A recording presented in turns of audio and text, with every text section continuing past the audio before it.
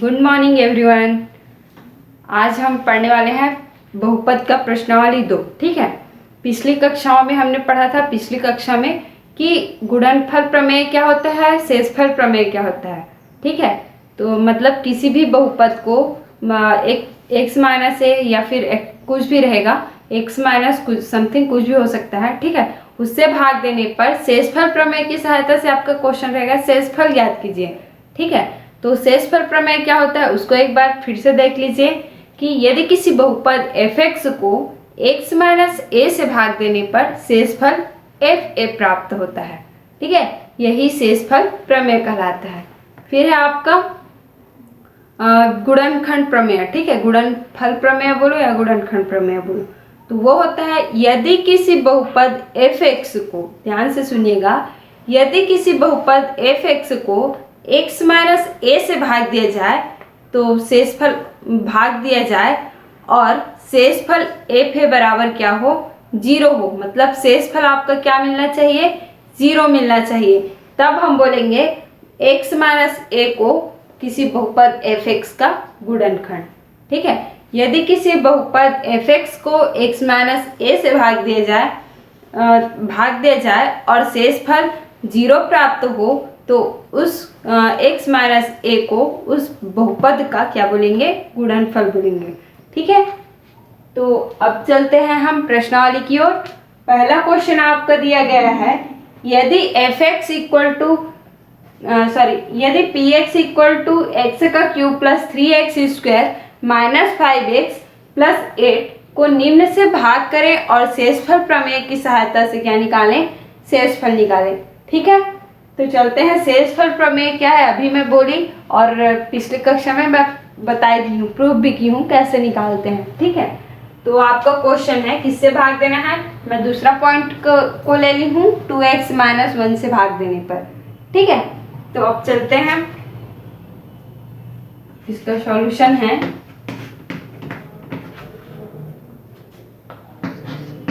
px equal to क्या दिया है आपका, पॉलिनोमियल बहुपद क्या है, x का क्यूब प्लस 3x का स्क्वायर माइनस 5x प्लस 8। ठीक है, अब इसको क्या करना है, शेषफल प्रमेय की सहायता से इसका क्या निकालना है, शेषफल निकालना है। ठीक है, तो चलते हैं, शेषफल प्रमेय की सहायता से किससे भाग देना है उसको पहले लिख लेते हैं, 2x माइनस 1 से भाग देने पर। ठीक है,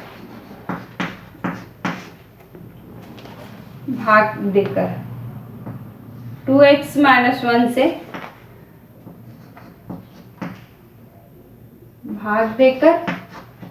ठीक है, तो यहां से हम x की वैल्यू निकाल लेंगे, तो x बराबर क्या मिल जाएगा, 2x माइनस 1 इक्वल टू 0 करोगे तो x की वैल्यू क्या मिल जाएगा, 1/2। कैसे मिला समझ में आया है ना, 2x माइनस 1 है, इसको हम 0 की इक्वल लेके चलेंगे। ठीक है, तो यहाँ से 2x की वैल्यू निकाल लेंगे। ठीक है ना, तो ये क्या हो जाएगा, -1, 0 के साइड में पक्षांतर होगा तो +1 हो जाएगा। ठीक, अब x की वैल्यू निकालना है चूंकि हमें, तो 2 इधर इंटू में है, इधर आके क्या हो जाएगा, डिवाइड में हो जाएगा, तो ये हो जाएगा 1/2। समझ में आ गया, तो ये हो गया आपका x की वैल्यू, है ना। तो यहां से क्या करेंगे, x इक्वल टू 2x से भाग देने पर क्या लिख सकते हैं,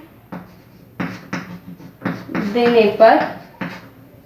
ठीक है, अब x की वैल्यू क्या मिल जाएगी, 1/2, x बराबर 1/2।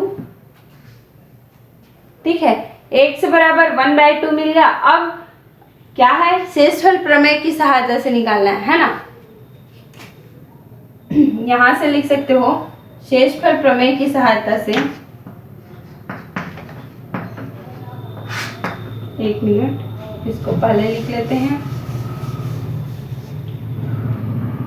2x माइनस 1 से भाग देने पर x की वैल्यू क्या आ जाएगी, शेषफल प्रमेय से लिख लो पहले, शेषफल प्रमेय से क्या लिख सकते हैं, शेषफल क्या मिलता है, यहाँ से मिलेगा, x की जो भी वैल्यू रहेगी वो यहाँ होगी, है ना। जैसे कि हम जानते हैं किसी भी बहुपद को x माइनस ए से भाग देने पर शेषफल क्या होता है, a होता है, that means x minus a से आप भाग दोगे तो यहाँ से x की वैल्यू क्या हो जाएगी, a हो जाएगी। तो f(x) क्या हो जाता है, f a में कन्वर्ट हो जाता है कि नहीं। तो यहाँ पे भी वैसे ही करेंगे, यहाँ से x की वैल्यू निकालेंगे तो 1/2 हो जाएगा, तो ये 1/2 हो जाएगा, ठीक है। तो ये हो जाएगा p 1/2, ठीक। तो वैसे ही यहाँ पे पुट करेंगे वैल्यू, शेषफल प्रमेय से लिखेंगे तो ये क्या हो जाएगा, इसको मैं पहले वाले क्वेश्चन में पूरा बना के भी बताई थी ना, याद कीजिएगा। तो शेषफल प्रमेय से मैं सीधा लिख देती हूँ, r की वैल्यू क्या मिल जाएगी, p 1/2, ठीक है। कैसे आया, समझ में आ गया है ना। शेषफल प्रमेय से यहाँ से आप लिख सकते हो, चाहोगे तो ब्रैकेट के अंदर में x = 1/2, तो यहाँ पे x की वैल्यू 1/2 रखोगे तो ये शेषफल क्या मिल गया आपका, r = p 1/2, ठीक है। अब हमें चाहिए p 1/2 की वैल्यू, अब लिख सकते हो px = क्या है आपके पास, x³ plus 3x² plus minus 5x plus 8, ठीक है। x की जगह में क्या वैल्यू रखेंगे, कौन सी वैल्यू रखेंगे, 1/2, तो 1/2 रखेंगे तो ये हो जाएगा p 1/2, इसको ले लीजिएगा पहला समीकरण, ये हो गया p 1/2 = 1/2 का क्यूब प्लस x की जगह में रखते जाना है 1/2, ठीक है, 1/2 का वर्ग माइनस 5 1/2 प्लस आपका हो गया 8, ठीक है इतना। अब इसके आगे सॉल्व करेंगे तो ये हो जाएगा, देखो ऊपर नीचे 1/2 में है का क्यूब पावर है, ठीक है, तो ये क्या हो जाएगा 1/3 का 1 का घात 3/2 का घात 3, ठीक है। तो इसको लिख सकते हैं हम 2 का घात 3 मतलब 2 का 3 बार गुणा, है ना, 2 का 3 बार गुणा करो क्या आ जाएगा, इसको लिख ही लेती हूँ मैं, 2 × 2, ठीक है। 1 का 3 बार गुणा करोगे तो उसका मतलब क्या है, 1 का 3 बार गुणा करोगे तो 1 ही आएगा। चलो मैं इधर लिख देती हूँ इसको, ये आपका हो जाएगा p 1/2 की वैल्यू 1/2 × 2 × 2, ठीक है। और है आप 3 × 1/2 × 2, ठीक है। फिर है आपका माइनस 5/2 लिख लेंगे प्लस 8, ठीक है। फिर आगे लिखते हैं p ½ इसको लिख लेंगे तो ये क्या आ जाएगा, 2 का 3 बार गुणा मतलब 2 दूने 4 दूने 8, तो ये हो गया 1/8 प्लस 3 का 1 से गुणा करेंगे तो कितना हो जाएगा, 3 का 1 से गुणा करेंगे तो 3 बटे कितना आ जाएगा, 2 दूने 4, तो ये हो गया 3/4 और फिर ये हो गया माइनस 5/2 प्लस 8, ठीक है। फिर इसका आगे क्या कर देंगे, नीचे वाले का एलसीएम निकाल लेते हैं, ठीक है। एलसीएम निकालेंगे तो क्या आ जाएगा आपका 8, 4 और 2 का एलसीएम निकालोगे तो आपका आ जाएगा 8, ठीक है।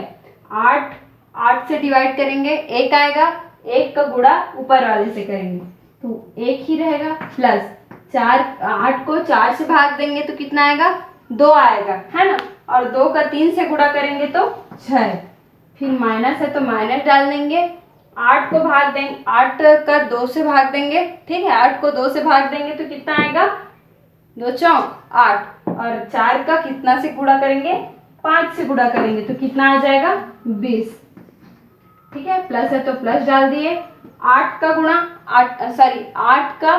8 नीचे में कुछ नहीं है तो 1 है ना, तो 1 से भाग देंगे तो कितना आ जाएगा 8 ही आएगा, और 8 को गुणा 8 से करेंगे तो 64, ठीक है।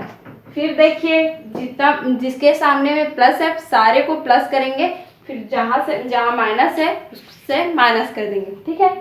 तो 6 और 1 7, और 7 को जोड़ेंगे 64 से, ठीक है, तो कितना आएगा 71 माइनस 20 बटे कितना है 8, ठीक है। 71 माइनस 20 करेंगे कितना आ जाएगा 51, ठीक है। 51/8। तो ये आपका क्या हो गया, ये आपका हो गया P 1/2 की वैल्यू। इक्वेशन फर्स्ट को देखो, समीकरण 1 को शेषफल हमें निकालना था, शेषफल को r से दर्शाया जाता है, ठीक है। तो यहाँ समीकरण 1 में मान रखने पर, समीकरण 1 में मान रखने पर, ठीक है, क्या आ जाएगा, r बराबर 51/8।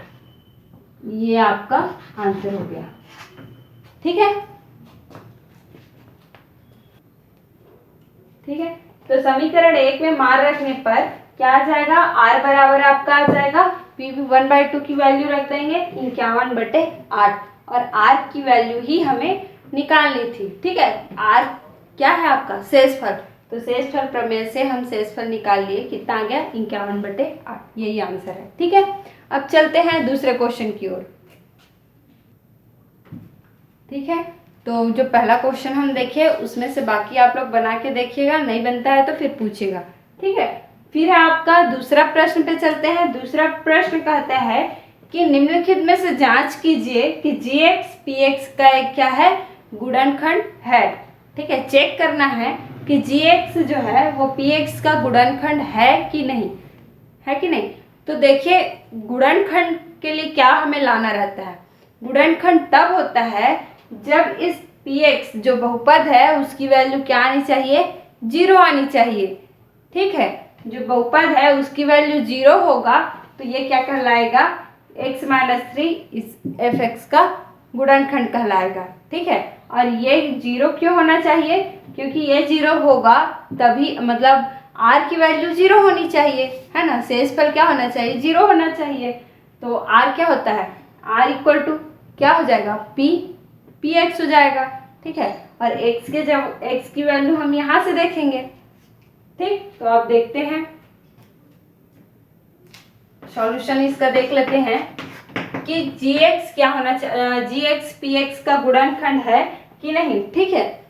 तो चलते हैं, बहुपद आपका क्या दिया है, बहुपद px बराबर x का 3 घात माइनस 4x का स्क्वायर प्लस x प्लस 6, ठीक है। x - 3 का गुणनखंड होगा यदि किसका वैल्यू क्या, p3 की वैल्यू क्या हो जाएगी, 0 हो जाएगी, ठीक है।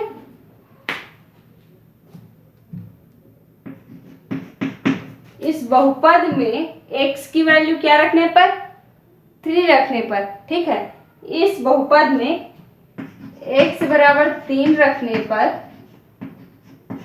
दिखाई दे रहा है, 3 रखने पर क्या आना चाहिए, p3 बराबर 0, ठीक है।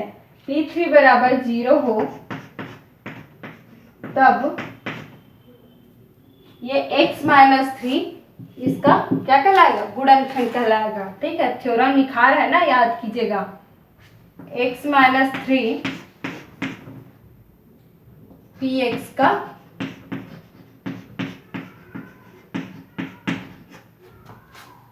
गुणनखंड होगा, ये गुणनखंड कहलाएगा, ठीक है। इससे बाई क्या, बाई मल्टीप्लिकेशन प्रॉपर्टी, ठीक है, या फैक्टर प्रॉपर्टी, फैक्टर थ्योरम, ठीक है, गुणनखंड प्रमेय से या गुणनफल प्रमेय से, ठीक है। ये है, समझ में आ गया। px बराबर, बहुपद px बराबर जो है वो, ठीक है, बहुपद में x इक्वल टू 3 रखने पर p3 बराबर क्या आना चाहिए, 0 हो, तब वो क्या कहलाएगा, x - 3 का px क्या कहलाएगा, गुणनफल कहलाएगा या गुणनखंड कहलाएगा, ठीक है। यही हमें दिखाना है कि गुणनखंड है कि नहीं। अब क्या करते हैं, देखो, x बराबर 3 रखने पर, अब x बराबर 3 रखने पर,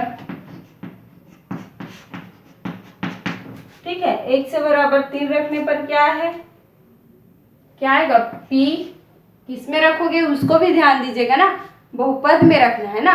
बहुपद आपका क्या है, ये है px जो है वो आपका बहुपद है। तो x बराबर 3 रखने पर p3 हो जाएगा। p3 बराबर, एक मिनट मैं इसको लिख ही देती हूँ फिर से।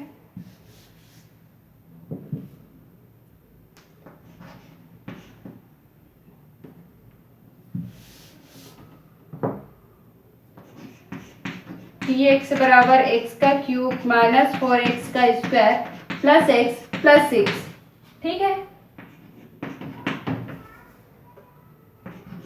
में x बराबर 3 रखने पर, अब समझ में आ गया होगा, ठीक है। x बराबर 3 रखेंगे तो ये क्या हो जाएगा, p3 equal to 3 to the power 3 minus 4 3 to the power square plus 3 plus 6। समझ में आ गया।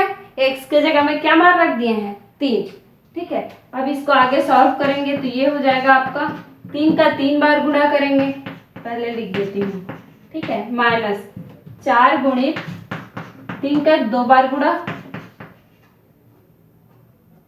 प्लस 3 प्लस 6 कितना हो जाएगा, 6 और 3 9, जोड़ के लिख देती हूँ, ठीक है। फिर इसको आगे सॉल्व करेंगे तो ये हो गया p3 बराबर 3 तिया 9 9 तिया 27, ठीक है। ये हो गया माइनस 4 तिया 12 12 तिया कितना होता है, 4 तिया 12 12 तिया 36 प्लस 9, 27 और 9 को जोड़ेंगे तो कितना आएगा, कितना होगा, 8 8 16 और 1 36, ठीक है। ये हो गया प्लस 36 और माइनस 36, दोनों को घटा देंगे तो कितना आएगा, 36 में 36 गया तो 0। तो ये हो गया आपका किसका मान, p3 का मान। तो ये p3 जो है वो x माइनस 3 का गुणनखंड है कि नहीं, गुणनखंड है, याद रखिएगा। क्योंकि p3 की वैल्यू क्या मिल गई, 0 मिल गई तो गुणनखंड है, 0 नहीं मिलती तो गुणनखंड नहीं है, ठीक है। अतः यहाँ पे मैं लिख देती हूँ, नीचे दिखाई देगा, नीचे दिखाई देगा। अतः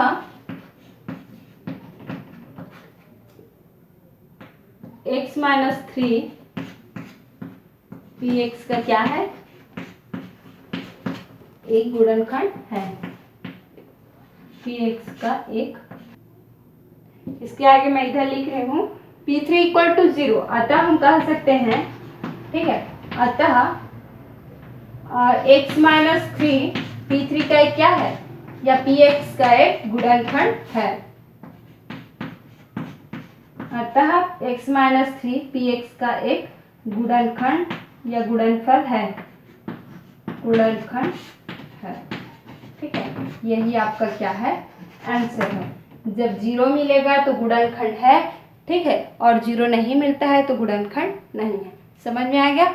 इसी तरीके से आप अगले और बाकी क्वेश्चन को बना के देखिएगा, ठीक है। गुणनखंड चेक करना है, दैट मीन्स बहुपद की वैल्यू क्या लानी है, 0 लानी है, ठीक है। और कौन सा मान रख के लाना है, तो जिससे भाग देना रहता है, मतलब gx करके जो भी दिया है उसमें से आप x की वैल्यू निकालोगे। x की वैल्यू पहले मैं बताई थी, जैसे x माइनस 3 है तो इसको 0 की इक्वल ले लेंगे तो x बराबर क्या हो जाएगा, 3 इधर पक्षांतर हो जाएगा तो माइनस है तो प्लस में आ जाएगा, ठीक है। यहाँ पे प्लस रहता तो ये माइनस होता है, याद रखिएगा, ठीक है। तो बाकी को आप लोग बना के देखिएगा, नहीं बनता है तो फिर मैं बताऊंगी, ठीक है। फिर चलते हैं तीसरे प्रश्न पे,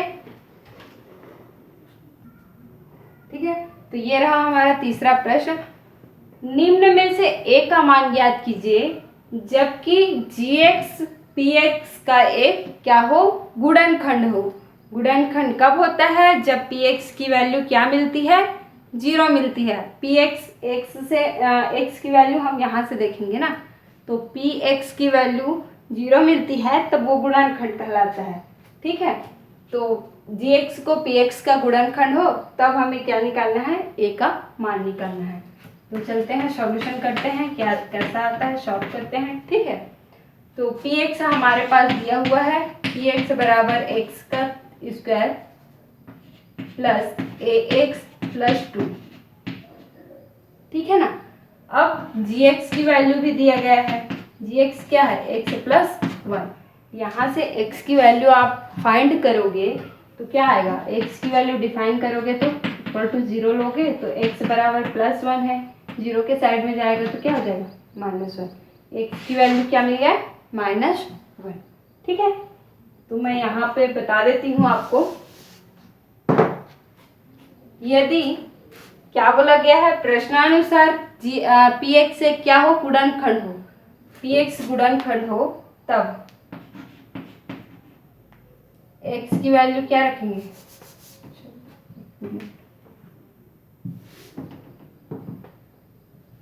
अब x बराबर -1 रखने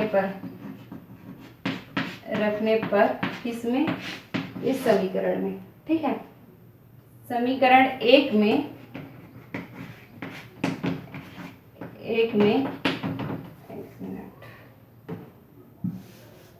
समीकरण एक में x बराबर -1 रखने पर,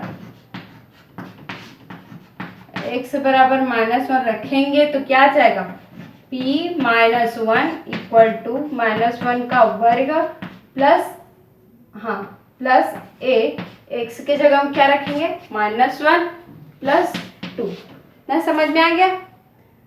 अब हमें पता है कि क्या बोला गया है क्वेश्चन में, जबकि gx px का क्या है, गुणनफल है, गुणनखंड है। ठीक है, तब हमें निकालना है a की वैल्यू। समझ में आ गया। तो ये क्या होगा, गुणनखंड प्रमेय से ये 0 हो जाएगा। ठीक है, यहाँ पे लिख लो,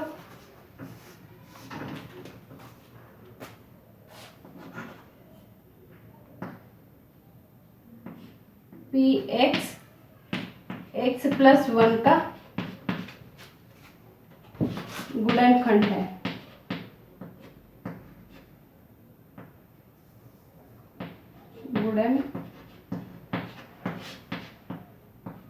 गुणनखंड है, तब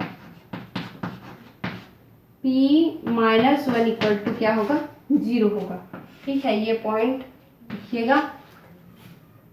अतः या तब लिख सकते हो, तब ये क्या हो जाएगा, 0 बराबर -1 का वर्ग कितना होगा, माइनस चिन्ह का 2 बार गुणा करोगे तो +1 आएगा। तो ये हो जाएगा 1 प्लस और माइनस का गुणा माइनस, और 1 का 1 के साथ गुणा 1 +2। ठीक है, इतना। फिर आगे हल करेंगे तो यह आ जाएगा 0 बराबर